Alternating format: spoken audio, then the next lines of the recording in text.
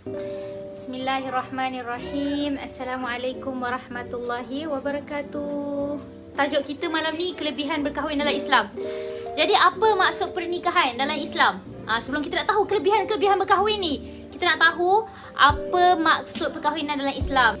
Apa dia? Kenapa kita berkahwin? Lalu banyak ulama-ulama kita dah sampaikan adab perkahwinan dalam Islam, cara perkahwinan dalam Islam. Tapi kita kena tahu first kali niat kita berkahwin tu kerana apa. Dengan niat ini tercapailah matlamat sebenar.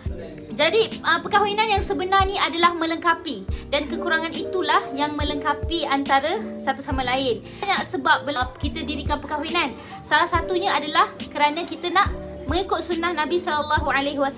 Dalam perkahwinan ni kita dengar biasa orang tua kita cakap, dia ada fasa. Fasa pertama perkahwinan tu panggil fasa 5 tahun pertama, ujian keserasian. Cuma ujian pertama ni keserasian pemahaman, kita nak faham. Ujian 5 tahun kedua ujian lain. Kebiasaannya kurang dari 5 tahun keserasian tu sukar nak difahami. Dalam perkahwinan ni, benda paling pertama sekali yang kita kena faham, kita nak cari redha Allah. Perkahwinan tu bukan hanya untuk melengkapi hidup kita, tidak. So kita kena ada dua. Melengkapi hidup kita, misalnya melengkapi fitrah kehidupan, keinginan kita, menjauhi kita daripada maksiat, dan lain-lain kenikmatan dunia. Tapi kalau perkahwinan tu hanya ada kenikmatan dunia sahaja, kita tak ada nak cari redha Allah, maka perkahwinan tu tak ada dapat manfaat. Jadi hari ni kita nak share macam mana kita nak tahu kelebihan-kelebihan dalam perkahwinan. So jadi sebenarnya Allah Ta'ala letak banyak rahmat, dan juga Allah Ta'ala banyak kelebihan-kelebihan dalam perkahwinan. Kita berkahwin, kita je punya hak disempurnakan. Tidak. Kita berkahwin, kita saling menyempurnakan hak salah satu kita. Isteri ada hak dia, para lelaki pun ada hak mereka. Kerana Allah SWT berfirman, walahunna mithlul ladzi alaihinna bil ma'ruf. Jadi apa maksudnya? Adalah hak-hak perempuan ke atas lelaki, sama juga hak-hak lelaki ke atas perempuan. Jadi setiap daripada kita ni ada hak-hak dia. Bila kita faham apakah tanggungjawab kita sebagai seorang isteri, apa kegunaan isteri ni, selain kita ni berkasih sayang ataupun berseronok, apa lagi tanggungjawab kita dalam Islam yang kita kena sempurnakan. So kita mesti ada rasa bahagia. Jadi bagaimana kita nak bahagia tu? Pertama sekali, dia niat untuk saling melengkapi. Kedua, dia mesti kena ada niat mencari redha Allah. Jadi bila kita cakap nak cari redha Allah, apa yang kita kena buat tu kena berbalik pada hukum Allah. Selain daripada tu, kelebihan dia, kita berkahwin ni terpeliharalah iman kita dan juga agama. Bila kita dapat pelihara iman dan juga agama kita, maka tak ada dah kerisauan kat situ. Sebab apa? Sebab dah terpelihara. Kita nak tengok suami, nak tengok isteri dia, isteri tu halal. Kalau dipandang dengan kasih sayang, Allah SWT pandang pula diorang dengan rahmat. Allah Ta'ala turunkan rahmat lagi, sakinah lagi kat dalam rumah tangga tu.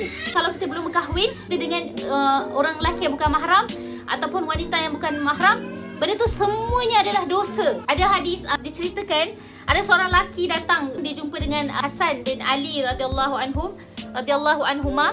Dia cakap, wahai Hasan, aku nak kahwinkan anak aku. Jadi macam mana ciri-ciri lelaki beragama yang aku boleh kahwinkan? Sayyidina Hasan bercakap, kahwinkan dengan yang paling bertakwa. Kerana bila dia bertakwa, jika dia cintakan anak kamu, dia akan hormat anak kamu.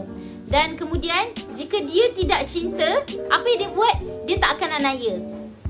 Sebab apa? Sebab dia takutkan Allah. Kedua, bila kita berkahwin, kita dapat pelihara kesucian, melihara diri kita daripada benda-benda yang tak sepatutnya. Kita sebagai seorang Islam, kita memang kehendaki ataupun wajib ke atas kita memelihara maruah diri, memelihara kesucian kita. Bila kita jadi isteri, pelihara maruah suami kita. Bila kita suami, kita ada isteri, pelihara juga maruah isteri kita. Jadi saling memelihara, betul tak?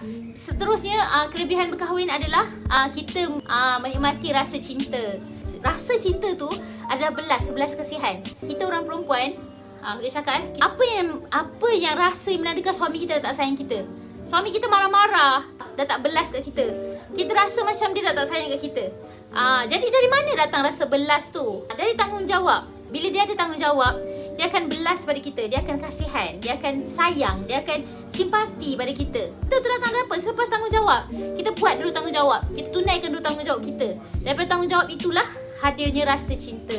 Seterusnya, antara kelebihan berkahwin adalah dapat menghalalkan fitrah kita manusia memang inginkan pasangan. Okay, so hari ni kita tengok ramai orang yang dikata dia tak nak kahwin kerana takutkan tanggungjawab. Sebenarnya, orang yang tak nak berkahwin adalah orang yang takutkan tanggungjawab. Kenapa orang tak nak berkahwin? Sebab apa? Sebab tanggungjawab dalam perkahwinan ni besar.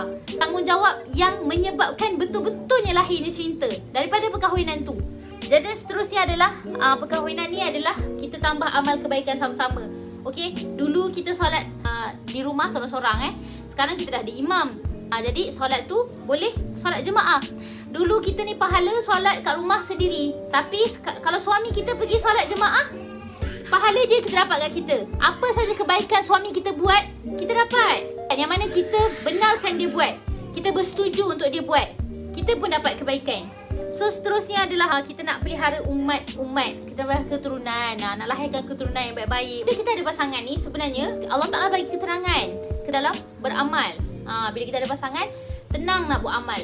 Bukan pasangan yang bercinta tu, tidak. Pasangan masuk kat sini adalah pasangan suami isteri yang halal. So seterusnya adalah kehidupan kita makin harmoni. Bila ada pasangan, makin harmoni hidup. Jelas tujuan hidup ni untuk apa bila kita berkahwin. Seterusnya adalah apa? Keberkatan. Keberkatan dalam apa? Banyak sebab, banyak aspek keberkatan akan datang selepas perkahwinan. Ada anak pun salah satu daripada cabang rezeki. Kalau tak ada anak pun dapat buat baik pada orang lebih banyak lagi. Ada orang dia rezeki dia tak ada anak.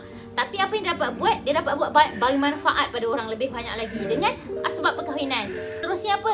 Bila kita dapat anak, insya-Allah bila kita didik anak tu dengan agama, apa yang kita nak daripada anak tu adalah doa bila kita meninggal nanti. Jadi pasangan ni untuk apa? Untuk sampai ke redaan Allah. Nak sama-sama dapat syurga Allah. Bila kita ada sama niat yang sama, suami kita pun berkahwin untuk dapat redha Allah, kita pun cari kahwin untuk dapat redha Allah. Apa yang kita kena buat adalah kita sama-sama akan mencari redha Allah. Jadi dengan perkahwinan itulah melengkapi perjalanan kita untuk cari redha Allah. Apa yang kita kena buat dalam perkahwinan adalah kita kena selalu ada mesyuarat dengan pasangan kita. Ada yang belum berkahwin, insya-Allah selain daripada kita jaga diri kita, kita doalah juga supaya Allah izinkan kita bertemu dengan orang lelaki yang baik. InsyaAllah kita doa supaya bila berkahwin nanti dia akan hormat dan cintakan kita, para wanita. Pertama sekali kita doa, minta dulu ke Allah. Bila kita berkahwin, niat kita betul, cara kita betul, insyaAllah boleh yakin walaupun kita tak berkahwin, walaupun kita tak berjodoh sampai akhir hayat, walau katakan ada di tengah jalan ada benda berlaku yang Allah Ta'ala tak izin, tapi insyaAllah semua tu akan baik sahaja. Semua tu Allah Ta'ala akan pelihara. Allah Ta'ala mungkin akan jadikan lebih baik. Allah Ta'ala mungkin akan ajar kita ada hikmah, ada iktibar, ada semuanya ada. Sebab apa? Orang beriman ni selagi mana dia letakkan keyakinan, pengharapan dia semata-mata kerana Allah, kepada Allah sepenuhnya, Allah Ta'ala sekali-kali tidak akan sia-siakan dia. Jadi please memang yakin. Hatta dia sendiri pun macam setiap perkahwinan mesti ada masalah, mesti ada ujian. Yang mana ujian ni bila kita pandang di sisi kebaikan, dia adalah satu penyatuan. Bila ada ujian adalah penyelesaian, insya-Allah. Cuma bila kita ujian tu, kita jangan fokus pada penyelesaian, tidak. Ataupun kita fokus sangat pada solusi, tidak. Ujian ni benda yang kita makin lama kita pegang, dia akan makin berat. Jadi pendapat Hudash, jika ada ujian, tinggalkan sekejap dan fokus pada benda yang lebih bermanfaat. InsyaAllah ujian tu sendirinya akan selesai. Mesti lagi letakkan harapan pada Allah. Kita jangan rasa macam ujian perkahwinan ni ujian yang rasanya semua orang lalui kan. Jadi siapa tak ada badai dalam rumah tangga, siapa tak ada badai dalam perkahwinan, semua orang ada. So insyaAllah, terima kasih pada yang join live malam ni. InsyaAllah kita akan sambung ke minggu hadapan. So tajuk minggu hadapan adalah larangan menolak perkahwinan. Allah, siapa yang nak berkahwin, Allah Ta'ala kabulkan, jumpa pasangan yang soleh-solehah, jumpa pasangan yang takwa. Siapa yang berkahwin pun insyaAllah kita jadi wanita yang suami yang soleh-solehah, insyaAllah.